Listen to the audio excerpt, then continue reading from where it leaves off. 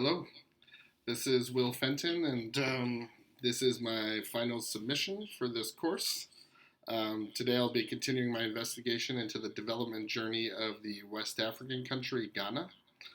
Specifically, I'll discuss three key interventions that the government of Ghana has made that I think have improved its development trajectory and can be considered development successes. I want to say at the outset that Ghana in general has achieved significant progress over recent decades, especially, including attaining middle income status in 2011. I think a key factor that has made the interventions I'll discuss in a bit possible is the stable political environment the country has enjoyed since about the mid 90s. Ghana has seen successive governments transition peacefully for many electoral cycles, with competing parties succeeding each other and very low political violence. I think this kind of stable political environment has been an essential precondition for the development successes I'm about to discuss, all of which I don't think would be possible without long-term sustained planning processes and commitments from multiple governments. The first intervention I would like to discuss is the success Ghana has had in recent decades of incorporating informal institutions, especially traditional authority structures, into its development planning by treating them as complementary governance structures rather than trying to eliminate them or work over them. A major example of this is the role of Ghanaian chieftaincy institution and how it is incorporated in national development planning. In many parts of Ghana, especially in rural areas, chiefs have retained substantial influence over things like land allocation, local conflict, dispute resolution, and community mobilization, even after the creation of modern state institutions. Ghana's governments recognized that development policies would be difficult to carry out without the cooperation from this traditional chieftaincy system. In many ways, Ghana has developed a hybrid or dual governance system. Formal democratic institutions coexisted with customary and traditional authority. Development planning in this area, therefore, has relied on negotiation and agreements between state agencies and traditional leaders, rather than a strict separation between modern and traditional institutions. This has been key for developing things like infrastructure around the country capable of supporting a modernizing economy and investing in human capital in rural areas, such as in education, which I'll discuss later. There's a few key ways the Ghanaian government went about integrating this hybrid or dual governance approach that I want to highlight here.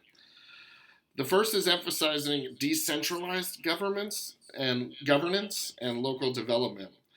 So since the 1990s, Ghana's decentralization reforms created MMDAs, or Metropolitan Municipal and District Assemblies, with informal authorities operating alongside them and cooperating with them. Chiefs have often acted as intermediaries between state planners and local communities, helping to mobilize labor, mediate local conflicts and disputes, and support infrastructure and education projects. So setting up municipal systems away from major metropolitan areas and actively engaging traditional authorities there in these areas has been essential to successful planning projects. Second thing I want to highlight here is something called customary land administration. Much of the land, approximately 70 to 80% of the land in Ghana, is held under customary tenure, controlled by families under traditional authority. Incorporated customary land systems into urban planning and land management through things like the customary land secretariats, or CLSs, has been critical for successful projects in rural areas.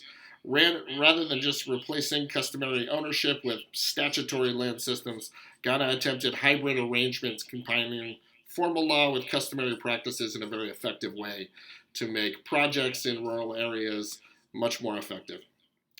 The last thing I want to highlight here is Ghana has a formal recognition of chieftaincy, the chieftaincy system, in its national policy. So Ghana's constitution formally recognizes the institution of chieftaincy. National development frameworks acknowledge traditional institutions as vehicles for cultural preservation and conflict management. The government plans also include efforts to codify succession rules and reduce chieftaincy disputes, because these conflicts could disrupt local government.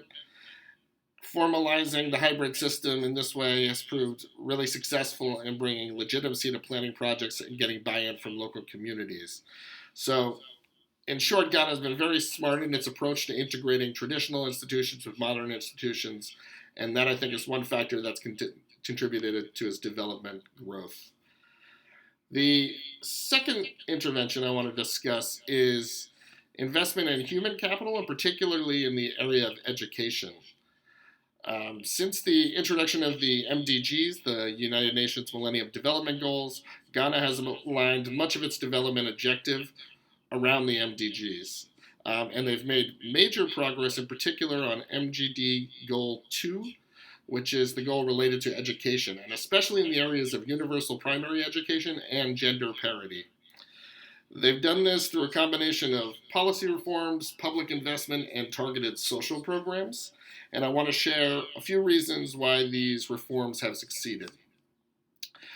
The first, and sort of the establishment, the foundation of this education strategy, was the establishment of something called F-Cube, or Free Compulsory Universal Basic Education.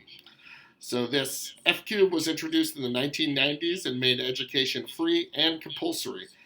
The policy removed, very importantly, school fees and expanded access to primary and junior secondary schooling. Another factor is the use of government grants for education. So the government has paid grants directly to schools so that they would not charge families informal fees. This is especially helpful in rural areas where households send children to school. Studies show enrollment rose sharply after these subsidies were introduced. Ghana has also implemented a school feeding program, national school feeding program, meant to encourage attendance, and studies show that for many low-income families, sending children to school became economically worthwhile because children received meals there. This definitely improved enrollment and retention, and especially in poorer, more rural regions. And throughout all of this is a very strong focus on gender parity. Ghana targeted girls' education through a combination of scholarships, a lot of investment in advocacy campaigns around the country, and a lot of direct community outreach. By the MDG 2 deadline, the country had achieved gender parity in primary school enrollment, so that is a major accomplishment. And lastly, I think sustained political commitment and international support were key factors. So education remained a national priority across multiple governments once they aligned it with the MDG process. And Ghana also benefited from support from organizations like the World Bank, UNDP, and other donors to maintain progress towards their educational goals. The third and final intervention I would like to discuss is around a key factor endowment, which is oil or petroleum. For much of its history, Ghana relied on resources such as cocoa, gold, and timber as major factor endowments dominating its export market. In 2007, there was the discovery of the Jubilee oil fields off the coast of Ghana, and that introduced a new mineral resource with both massive potential for economic gains, but also potentially fraught with many lessons of mismanagement and corruption in the experiences of peer countries, most notably in the mixed experience of Nigeria's oil industry, Nigeria being a close neighbor to Ghana. Ghana took several important steps to avoid what some folks have called the resource curse, which is an informal way of describing a situation where countries rich in natural resource experience corruption, economic instability, and slow development instead of broad economic progress. These initial steps have proved critical to ensuring the oil sector played a strong and contributing role to Ghana's economic development. Crucially, the Ghanaian government focused on creating strong institutions and transparent management systems before all oil revenues became dominant in the economy. So they set up this sort of transparent infrastructure ahead of the introduction of these revenues into the economy. Rather than spending all of its oil revenues immediately, a major strategy to achieve this was the introduction of the Petroleum Revenue Management Act, PRMA, of 2011. This legislation established clear rules on how oil income would be collected, distributed, and saved. So rather than spending all of its oil revenues immediately, Ghana created a couple funds, one of which is called the Ghana Stabilization Fund to protect the economy during periods of falling oil prices. And they also created a sovereign wealth fund to save wealth for future generations.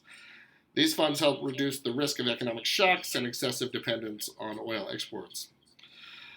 Many petroleum-rich, resource-rich countries are notorious for secrecy, corruption, and mismanagement of funds derived from energy sectors. This is the resource curse in short. To combat this, Ghana promoted transparency, and accountability through institutions like the Public Interest and Accountability Committee, which monitors government use of oil revenue and publishes regular quarterly public reports on how oil revenues are getting spent. By encouraging oversight and public access to information, Ghana has reduced opportunities for corruption and misuse of petroleum income that often contributes to the resource curse in other countries. Another important strategy around the oil sector was maintaining economic diversification instead of allowing oil to just dominate the economy. The government continued investing in agriculture, telecommunications, education, infrastructure, and financial services alongside the development of their petroleum sector. This prevented the economy from relying entirely on oil revenues and helped Ghana form a global energy price fluctuations. Helps protect Ghana from price fluctuations. Although Ghana has still faced challenges such as public debt, fluctuating oil prices, shocks from the COVID-19 pandemic, its emphasis on transparency, long-term savings, oversight, and economic diversification has helped the country manage its oil sector more successfully than many resource-dependent states have in the past. That concludes my submission for this module. Thank you for your attention. You can find a list of sources in the description of this video.